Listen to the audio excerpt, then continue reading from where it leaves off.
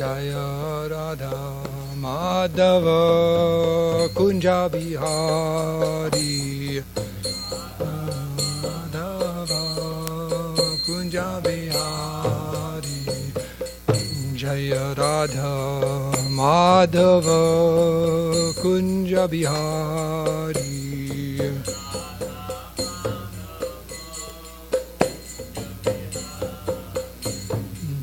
Gopijana Vallabha Girivardhari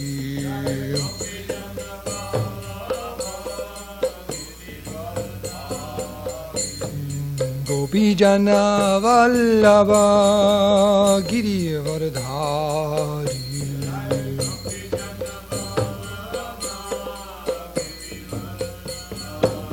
Yasura Nandana Braja Janaranjano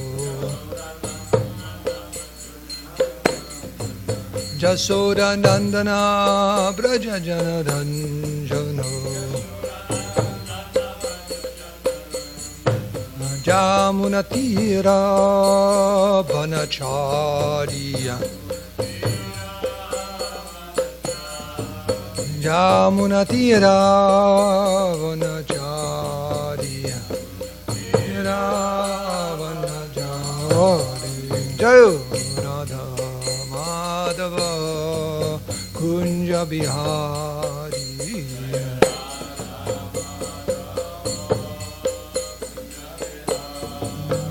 Jaya Radha Madhava Kunja Bihari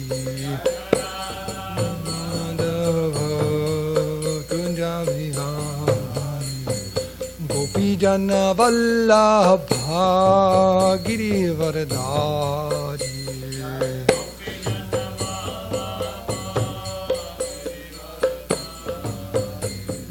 Gopijana Vallabha Girivardhari Vallabha Girivardhari Yashoda Nandana Braja Janaranjano Jasoda Nandana Braja Janaranjano Jamunatira Vanacharya Jamunatira Vanacharya Tira Vanacharya Jamunatira Vanacharya Jaya Radha Madhava Kunja Bihari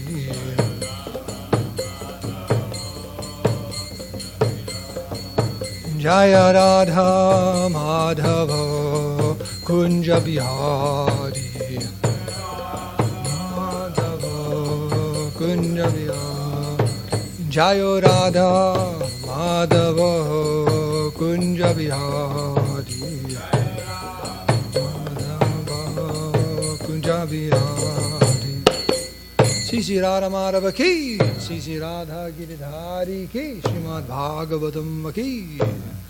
Jayom Vishnupad Paramhamsa Paribrajikacharya Shuddha Shri Srimad His Divine Grace Abhaye Charana Ravinda Bhakti Vedanta Swami Srila Prabhupada Ki Jai Jayom Vishnupad Paramhamsa Paribrajikacharya Shuddha Shri Srimad His Divine Grace Srila Bhakti Saranta Saraswati Gosam Maharaj Prabhupada Ki Jai Anantakoti Vaishnava Vrinde Ki Jai ISKCON Founder Acharya BBT Founder Acharya Srila Prabhupada Ki Jai Namacharya Srila Haridas Thakur Ki Jai Prem Jagaho Sri Krishna Chaitanya Prabhu Nityananda Shri Advaita Gadadhara Shivasati Gaura Bhakti Ki Jai Sri Sri Radha Krishna Gopa Gopinath Shyam Kund Radha Kund Giri Govardhan Ki Jai Sri Vrindavan Dham Ki Jai Sri Navadvip Mayapur Dham Ki Jai Sri Jagannath Puri Dham Ki Jai Bhakti Devi Tulsi Devi Ganga Devi Jamuna Devi Ki Jai Sri Sri Radha Giridhari Ki Jai Sri Sri Jagannath Baladev Subhadra Devi Ki Jai Sri Sri Gaura Nitai Ki Jai Sankirtan Yogi Ki Briyamadanga book distribution ki jai, Hare Krishna Mahamantra ki jai, Prasaram distribution ki jai, Sam Veda Bhakti ki jai, Go Premanandi, all glories to the assembled devotees, all glories, assembled devotees, all glories, assembled devotees, all glories, assembled devotees, all glories, all glories,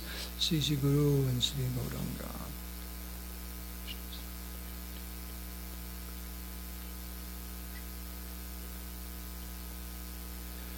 Is that cooking today? Okay.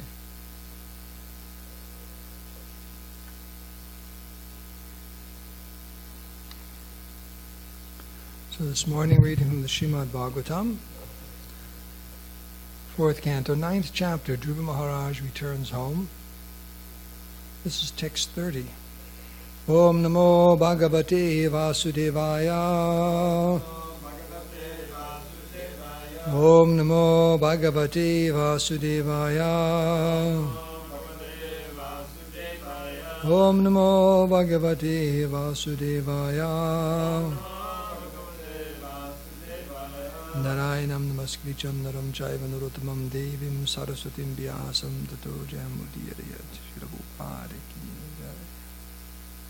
This verse is very, very ancient. And just like I notice when you give class, you'll say the date. Sometimes the previous devotees giving class says, well, Dwarpa Yuga, gives us, this TT, this, year, like that. So it's been recited many, many times, like that. Okay. Juvo Vacha. Okay. Samadhina Naika Bhavena Yatpadam. Vidu Sanandaya Urva Retasaha Masaraham Shadvir Amusha Padayos Chayam Upetya Pagata Pritanmatihi Juvovacha Samadhina Naika Bhavena Yatpadam Vidu Sanandadaya Urvaretasaha Masaraham Sadviramusha Padayos Chayam Upetya Pagata Pritanmatihi Dhruvo Vacha Samadhina Naika Bhavena Yatpadam Vidu Sanandadaya Urvaretasaha Masaraham Sadviramusha Padayos Chayam Upetya Bhagata Pritanmatihi.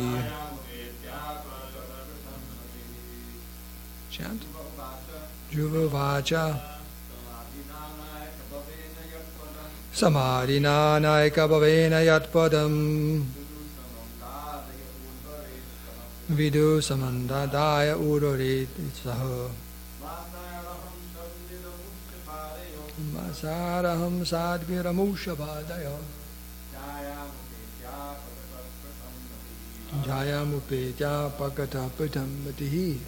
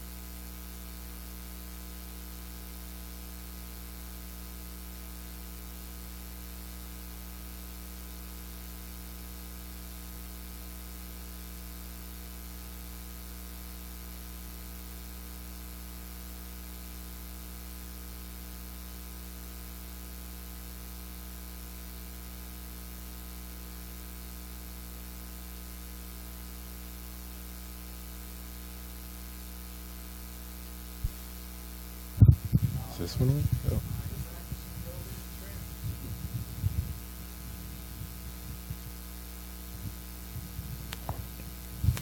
Krishna. Life is good. Na, never. Eka bhavena, by one birth. Yet, which. Padam, position. Viduhu, understood. Sananda adaya, the four brahmacharis headed by Sadananda. Urva retasaha, infallible celibates. Mahasahi, Mahasahi, within months. Aham, I, Shadbihi, 6, Amusha, of him. Padayoho, of the lotus feet. Chayam, shelter. Upecha, achieving. Apagataha, fell down. Pritak matihi, my mind fixed on things other than the Lord. Translation. Dhruva Maharaj thought to himself, to endeavor to be situated in the shade of the lotus feet of the Lord is not an ordinary task, because even the great brahmacharis headed by Sadananda, who practice Ashtanga Yoga in trance, attain the shelter of the Lord's lotus feet only after many, many births. Within 6 months I achieved the same result, yet due to my thinking differently from the Lord, I fell down from my position. Please repeat. Dhruva Maharaj thought to himself, to endeavor to be situated in the shade of the lotus feet of the Lord. There's a little bit of a drift out there in the audience. With the repetition there, it's kind of.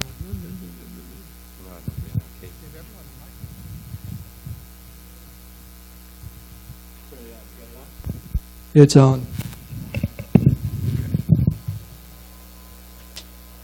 Let's start from the top. Dhruva Maharaj thought to himself, to endeavor to be situated in the shade of the lotus feet of the Lord is not an ordinary task, because even the great brahmacharis, headed by Sadananda, who practice Ashtanga Yoga in trance, attain the shelter of the Lord's lotus feet only after many, many births. Within 6 months I achieved the same result, yet due to my thinking differently from the Lord, I fell down from my position. Purport by Srila Prabhu. In this verse, Dhruva Maharaj himself explains the cause of his moroseness. First, he laments that to see the Supreme Personality of Godhead directly is not easy. You ever hear that complaint? Prabhu, why is it taking so long? I'm sure we've all either said it or thought it, or heard other people say it. Even great saintly persons like the four celebrated brahmacharis headed by Sanandana, Sanaka, Sanatan, and Sanat Kumar practiced a yoga system for many, many births and remained in trance before getting the opportunity to see the Supreme Lord face to face. As far as Dhruva Maharaj was concerned, he saw the Supreme Lord personally after only 6 months of practice in devotional service. He expected, therefore, that as soon as he met the Supreme Lord, the Lord would take him to his abode immediately without waiting. Dhruva Maharaj could understand very clearly that the Lord had offered him the rule of the world for 36,000 years because in the beginning he was under the spell of the material energy and wanted to take revenge against his stepmother and rule over his father's kingdom. Dhruva Maharaj greatly lamented his propensity for ruling the material world and his revengeful attitude towards other living entities. Om Gyantimirandasya Gyananjana Salakaya Chaksulunminitam Nina Taismai Sri Gurave Namaha Sri Krishna Chaitanya Prabhu Nityananda Shri Advaita Gadadhar Shivashadi Gaura Bhakta Vrinda Hare Krishna, Krishna Krishna, Hare Hare, Hare Rama, Rama Rama, Hare Hare. So, do I have your permission and blessings to try to say something? Damodar? Do I? I'm telling you to give me a blessing. Okay? I'll get it anyway, even if I have to tell you I want it. So whether you give it freely or I have to order you to give me a blessing, I want one. Okay? You want me to give a good class? No, it's an important thing because when you're public speaking, you have to understand everyone in the audience wants you to give a good class or good lecture. No one wants you, unless someone's envious. Everyone doesn't want to waste their time sitting in front of some schmuck who's giving a boring class or a boring lecture, right? They want to be, whether it's informed or entertained or something, right? Everyone wants a good class, so you think, oh, I hope you give a good class, like that. So at least out of whatever reason, you should, like that. That good feeling should be there. Oh, I hope the speaker gives a good class, like that. So, Dhruva Maharaj here is explaining he's morose. He's sad about something. He's feeling bad about something. And there's another child devotee, or when he was a child, Prahlad Maharaj was saying a prayer just like this, similar to Lord Nrsingadev, that for himself. He was sad about something. He was very, very sad about something. And it was actually not for himself, but he was very, very sad about the plight of the conditioned souls in this material world. He said, for myself, I'm surfacing and diving in a great ocean of transcendental. Was a Magna Chitta? Magna means great.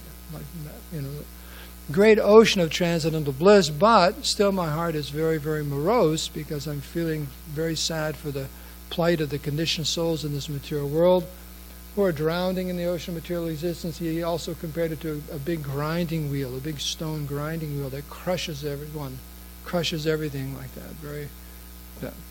So in other words, devotees, on one hand, they're always very, very happy and satisfied, but on the other hand, somehow they're simultaneously very sad. There's a sadness, a moroseness that can fill the devotee's heart also.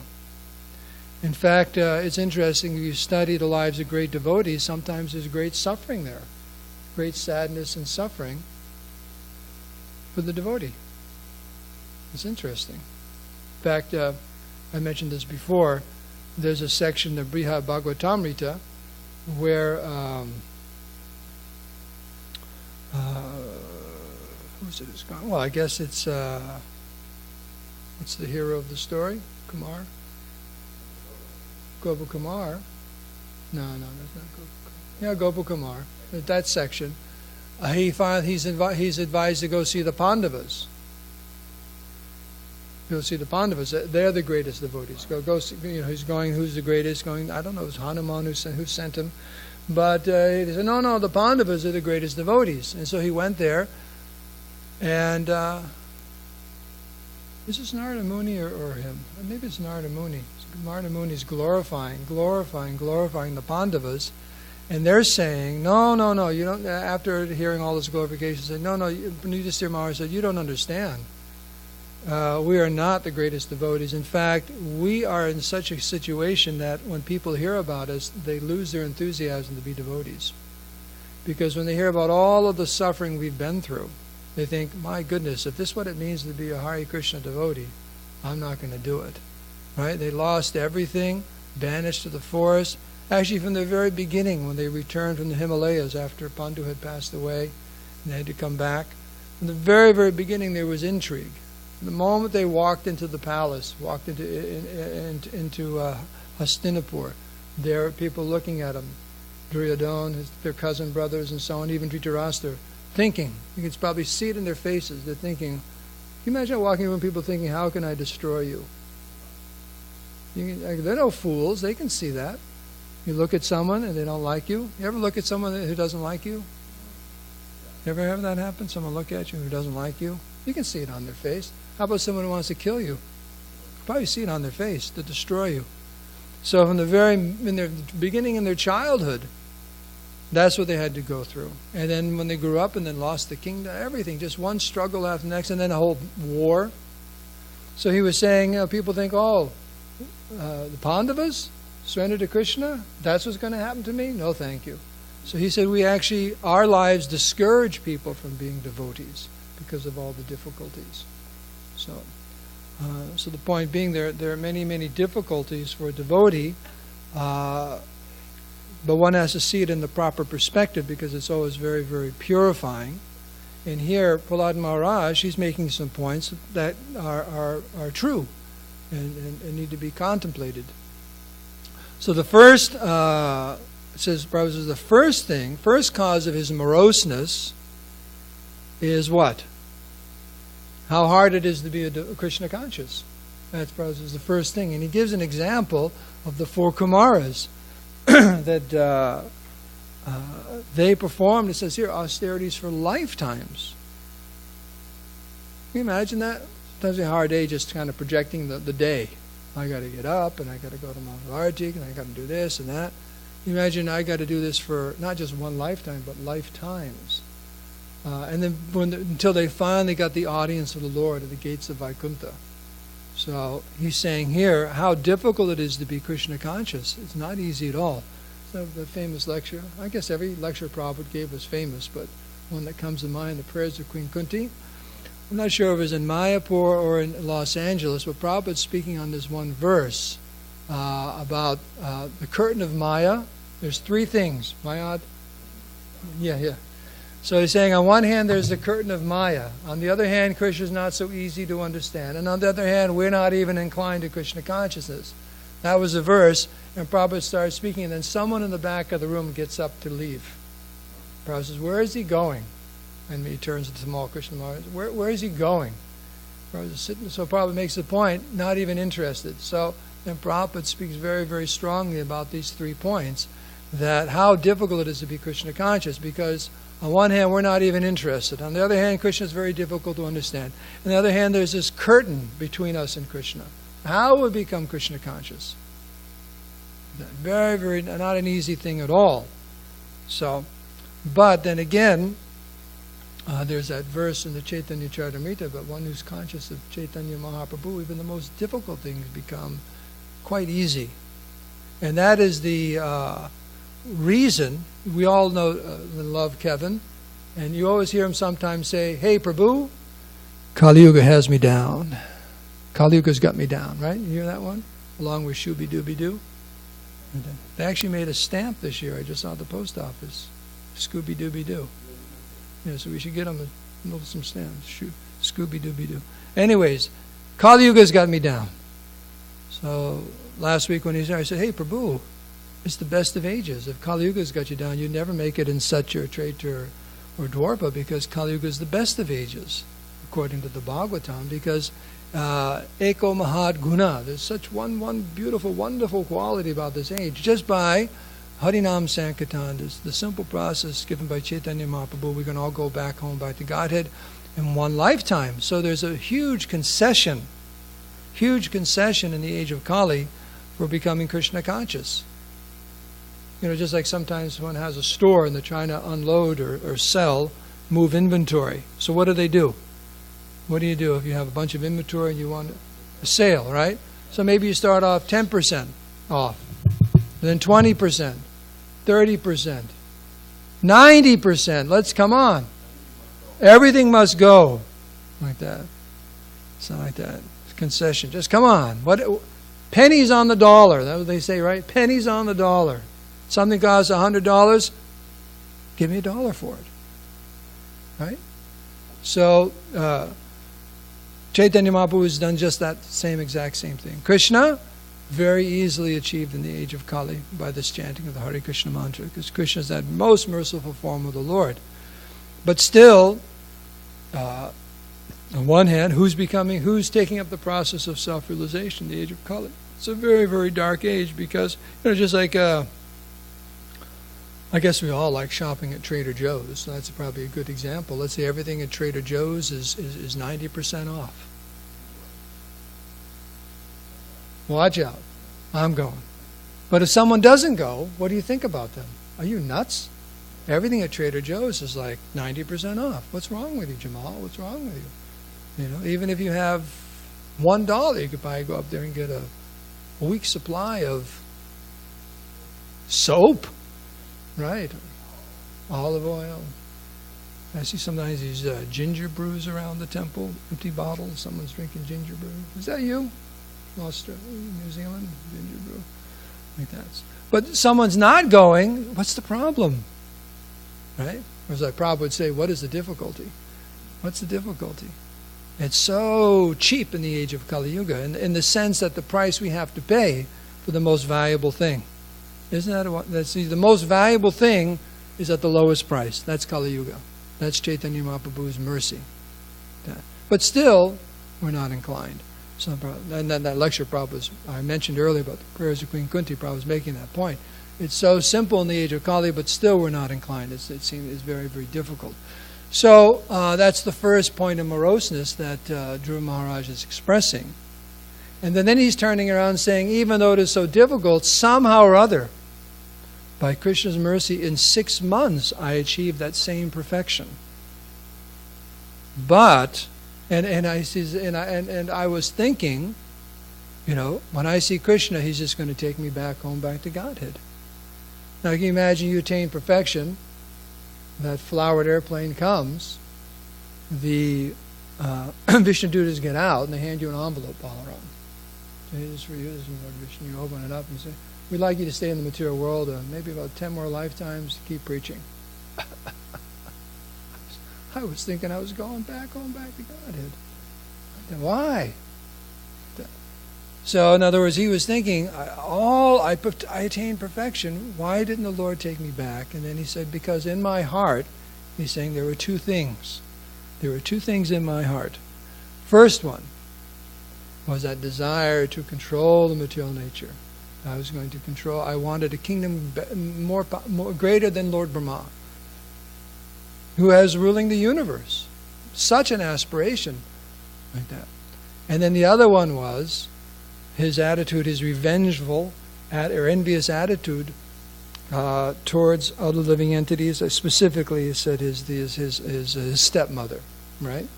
So these things in his heart, he was saying, because I had these things in my heart, I was requested to stay here for 36,000 more years. Now, we know from what we've read already, I'm pretty sure, that that's not true, in the sense that the Lord only put him in that position because there were things that had to be done, and he knew that Dhruva Maharaj would not fall down from his position. So in other words, the Lord's the position of the devotee is both in this material world and in the spiritual world. And in this material world we have service also.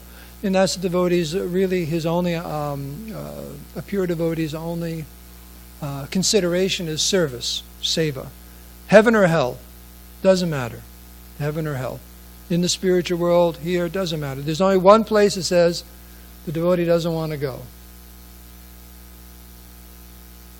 Ramapati, do you know where that is? The one place devotees don't want to go. Where is that? Where's the one place that devotees don't want to go in the Lord's creation? There's one place devotees do not want to go. Yes, the Brahma Jyoti. Why is that?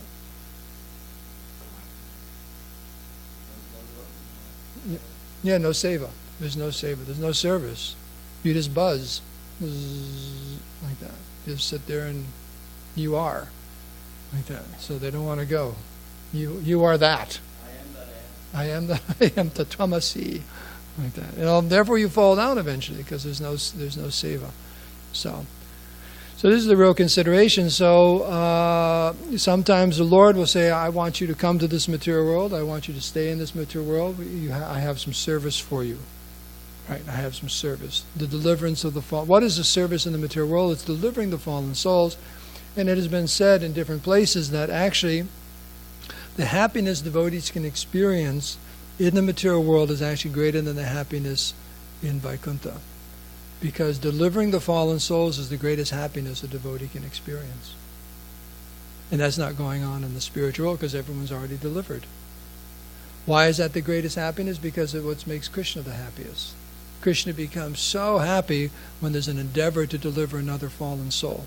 And that happiness of Krishna is the happiness of the devotee. So the devotee experiences the greatest reciprocation and happiness with the Lord because he's trying to deliver the conditioned souls, and it's a happiness which is not experienced even in the spiritual world. So, but these things, the point, to note is that if we have these dirty things in the heart, then our perfection won't be there. Krishna will not be completely satisfied with us. Because he's saying that Krishna wasn't happy with me. He made me stay in the material world for some 36,000 years. And then after all of that, I finally got a chance to, go to Dhruvaloka and be with the Lord. So to watch out for these two things, the desire to enjoy, to control, and being envious or revengeful of other living entities. These things are who is it says they're pots of poison? There's one song. Is it Narottam Das Thakur? The pots of pots of poison, like this envy of other living entities, these material desires, bhukti, mukti, all these different things. They're like pots of poison, like that. Just like, hey, Santosh, what's for breakfast today? Oh, I got some pots of poison out there. Thanks, but no thanks, right? But we drink them willingly. That's we drink them willingly. These pots of poison, these things which will poison or destroy our Krishna consciousness. So these are a few take-homes from this verse today by Dhruva Maharaj. How the devotee can be has some moroseness, and I guess. If you wanted to really study a lot about it, you sing the songs and study the songs by Bhaktivinoda Thakur. That's one example. How he's taking the position of a gross materialist who's wasted his life and not taking shelter of Krishna. And at the end of his life, the fag end of life, as he says, he's simply old and decrepit and doesn't have Krishna's mercy. He wasted his life. So that lamentation or moroseness can be expressed by the devotee, is expressed by the great souls, in that mood of what it's like to have missed the boat. You know that expression comes from? Missing the boat? I hope so. Well, that's a good thing. That's a good boat to miss. Right. But I mean, there goes the boat. I missed it. You ever miss a flight? Okay, I missed my flight. Oh no. So, we have to be very, very careful. The devotee doesn't want to, devotee has that lamentation, but it's also a lamentation which can be turned around in the sense that it's very purifying because we feel not overwhelmed by our shortcomings, but understanding they're there and we want to address them and become free for them, like that. So that's why the great souls are expressing themselves in that way for us as neophytes to understand what's really there in the heart and that we should overcome them. And until we overcome them, they're impediments. Just like we began the class, and we'll end it with this. Devotees sometimes wonder, why does it take so long? That's his first lamentation. Why does it take so long? You've been chanting Hare Krishna for months or years or decades, and I'm not Krishna conscious. What's going on here? Right? What's going on?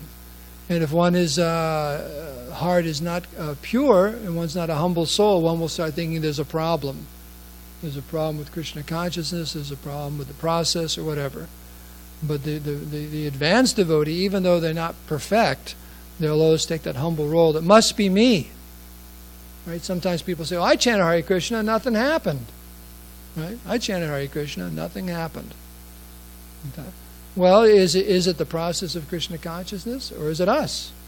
Sariputta gives the example, just like in science, in university courses, physics and things like that. You do different experiments. Now, if a student does an experiment in the lab or at home or whatever, and it doesn't work out the way the textbook says it's supposed to work out, what does that usually mean? I made a mistake. You didn't think, the textbook is wrong, right? No. You did something wrong, and it's a very, very delicate and fine experiment because it's the experiment of consciousness, and that tape Sariputta gives an example. Some very, very, very difficult experiment where the vibration that he said he had a friend who did it had to He was like like hundreds of yards from the road, but he had to do it at midnight. So the traffic wasn't no traffic, because even the slightest vibration, you get the wrong result and so on. So in the same way, we're experimenting in our consciousness. If it doesn't work, well, it could be us. It probably is us. We're not doing the experiment properly. To say, well, it didn't work because there's something wrong with it. No. As Krishna says in the Gita, many, many, many persons in the past attained perfection by this process of Krishna consciousness, and you can also. And that's what's going on. That's the parampara. That's the process of devotional service. It's been going on since time immemorial. It's eternal. So we apply ourselves and don't become discouraged or morose. And that's why. Yes, and patience. The patience is there. And to keep ourselves always in good association. That's why the association of advanced devotees is very, very, very important. Because you see, it's working for them, it'll work for me. It'll work for them. Just like Dhruva Maharaj. We'll become enlivened by reading about his life. It worked for him. It worked for us. We may not be able to do it in 6 months, or 6 years, or 60 years, or 6 lifetimes.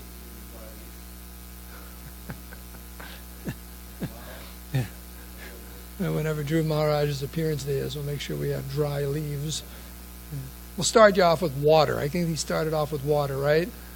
And then we'll go to dry leaves, and then for dessert, it's just taking a breath. Yeah. Dhruva Maharaj feast. It'll be very easy to prepare that. If he appears on a Sunday, tell everyone the Sunday feast. In honor of Dhruva Maharaj, right? We have water, dry leaves, and breaths of air.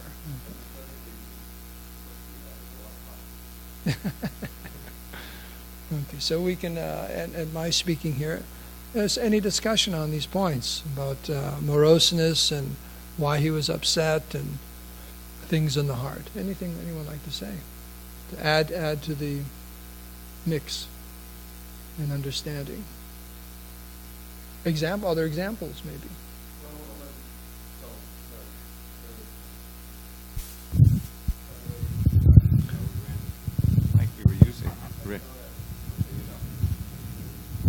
Hare Krishna. It seems like Dhruva Maharaj was echoing what we find, as you mentioned, in Bhaktivinoda song, Narottam songs, is that no matter what happens, you may be at the highest level, you're still lamenting. Lord Chaitanya was saying, I have no drop of prema, I'm just faking it. You know? So, I mean, he was showing that in spades, so to speak, you know. Yeah, he started out with this material desire. Now, that's what's more exceptional, in the sense that our great acharyas, when they meet Lord Chaitanya, they don't have a period where they're going through material desires. It's just like immediately they're going. But then they come at the other end and said, oh, you know, like Rupa Goswami, I have this prayer I say every day to the deities. Pashupada Varenya Nandanao Vadametang Maharati Eyuvam Bhavatu Pranayo Bhave Bhave Bhavatoreva Badam Vajeshame. O Radha Krishna, children of the best of coward men, this single boon I beg from you again and yet again. In all the countless births, my endless sins will make me meet. Let all my love flow toward your luscious lotus feet. So this kind of this dainya mood, you know, I'm wretched, I'm rejected, I'm useless, and therefore I have no shelter but you. You find everywhere, you know. Dhruva kind of is showing some of that here.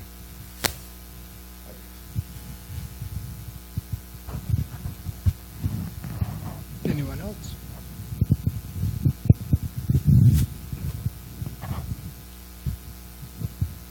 What if someone, you know, because there's different types of devotees. I mean, whatever, there's all different types of devotees. But what if someone just says, hey, well, it's, you know, Lord Chaitanya Sankirtan movement, this and that. There's so many orders, or become a guru, preach, all these things. But what if someone says, hey, well, I'm just not a preacher. You know, I'm just whatever. I like doing other things. I like being at the temple and, you know, doing this and that. And I'm not one to just launch into the world and, you know, into the world and what to speak of the world of dealing with all these non-devotees. So, you know, because sometimes say, oh, yeah. So. Okay, that's a good question about whether one doesn't feel that they're a preacher in the sense of the front line. Did you know in an army there's more people supporting the soldiers on the front line than there are as far as numbers? So as long as one is, if that's true, one connects themselves with assisting the Sankirtan movement. That has to be done also, and it's according to one's propensities. Not everyone is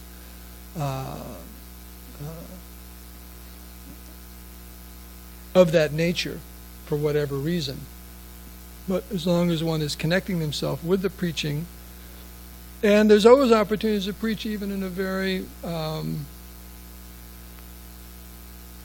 simple or mellow way, I guess you could say. Just like one may not go out on book distribution all day long, but if you're around the temple and a guest comes, you can talk to them about Krishna consciousness. But one should always somehow or other connect oneself with the preaching movement, Chaitanya Mahaprabhu's movement. And that's done in many different ways, just like temple devotees, because it's all in the ashram and so on. That our services should be done in such a way where it is, we see that we have to see the connection. Just like if someone's a cook, you're not going out, you're in the kitchen cooking. But why are you cooking? There's two things. One is you're cooking nice prasad for the Lord, and that prasadam, the devotees honor that prasadam, they become very, very enlivened and nourished in their Krishna consciousness. And guests come.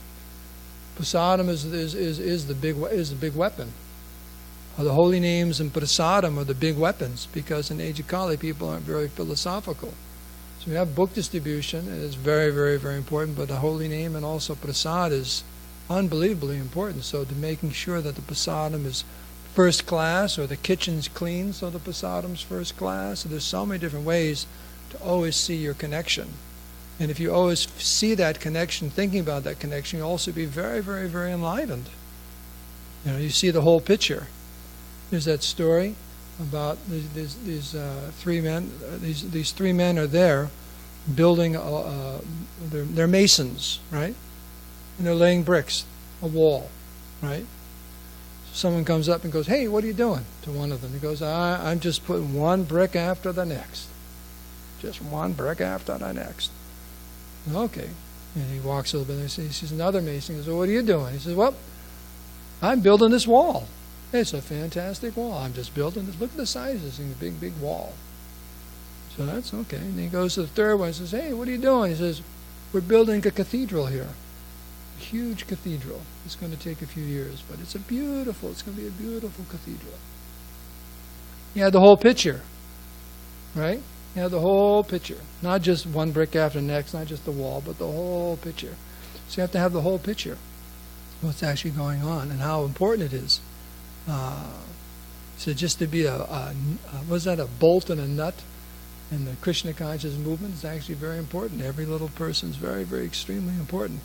And it's like a big machine moving, a juggernaut, the Sankirtan movement, and it requires many, many different types of services to make it happen.